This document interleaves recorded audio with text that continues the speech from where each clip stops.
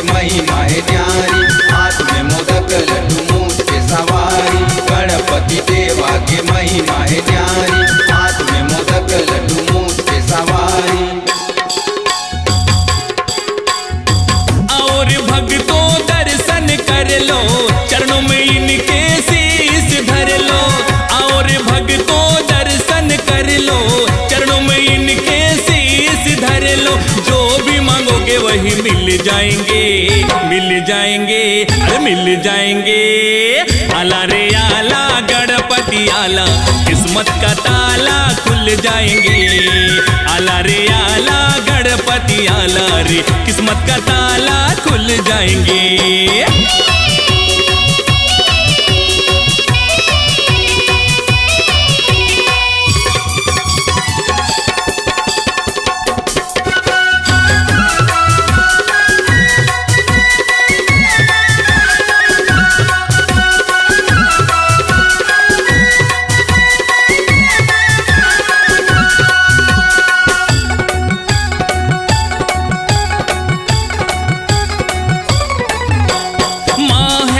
जिनके गौरी पिता है शिव शंकर, हाथी उनके मस्तक नाम है लंबोदर।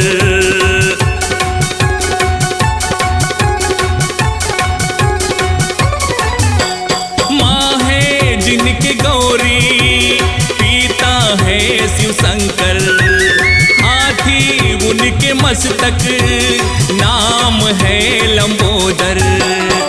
रिद्धि सिद्धि के हैं वो स्वामी, उनसा नहीं कोई भी दानी। रिद्धि सिद्धि के हैं वो स्वामी, उनसा नहीं कोई भी दानी।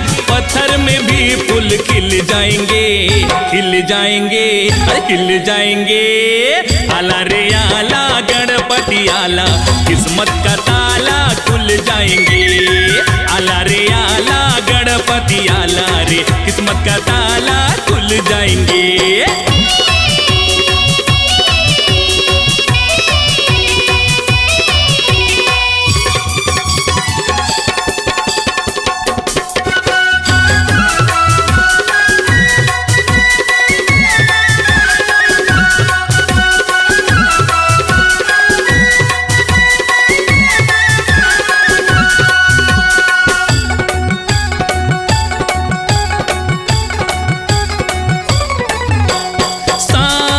भर में आते भक्तों को दर्शन है देते।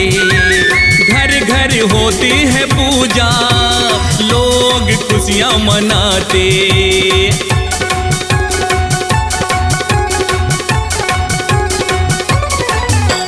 साल भर में आते भक्तों को दर्शन है देते। घर घर होती है पूजा, लोग खुशियां मनाते। धन दौलत की लगा दे ढेरी, मन की इच्छा हो जाए पूरी। धन दौलत की लगा दे ढेरी, मन की इच्छा हो जाए पूरी। खुशियों से झोली वो भर देंगे, भर देंगे, भर देंगे। आला रे आला गणपति आला, किस्मत का ताला खुल जाएंगे। आला रे आला गणपति आला रे, किस्मत का ताला खुल जाएंगे।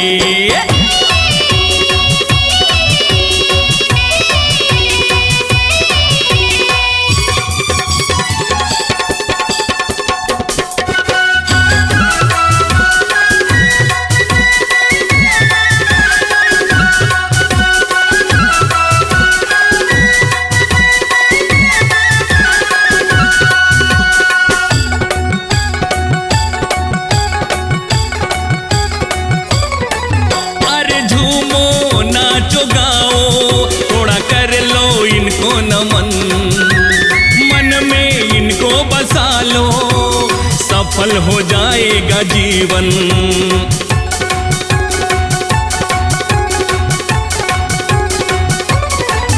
अरे झूमो नाचो गाओ, थोड़ा कर लो इनको नमन। मन में इनको बसा लो, सफल हो जाएगा जीवन। जीवन में खुशहाली